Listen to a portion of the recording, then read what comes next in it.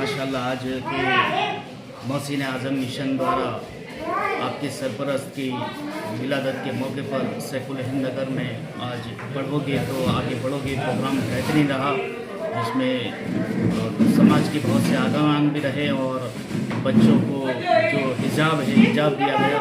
अल्लाह ताला से दुआ है तमाम बच्चों को तरक्की मिले और सरपरस्त आला की उम्र में अमल में और उनके रिस्क में तमाम बरकत अता फरमाए इंशाअल्लाह और आपकी खिदमत को अपनी बारगाह में कबूल और मकबूल फरमाए। सबका तहे दिल से शुक्रिया अदा करता हूँ। मोहसिन आज़म मिशनના ફાઉન્ડર સૈયદ હસન અસ્કરી સાહેબના જન્મદિવસની ઉજવણીના ભાગરૂપે આજે સમગ્ર ભારતમાં એજ્યુકેશન અવેરનેસ ડે ઉજવાઈ રહ્યો છે। મિશન દ્વારા જ્યાં જ્યાં પણ મિશનની બ્રાન્ચો સક્રિય છે ત્યાં શૈક્ષણિક જાગૃતિ કાર્યક્રમો થઈ રહ્યા છે।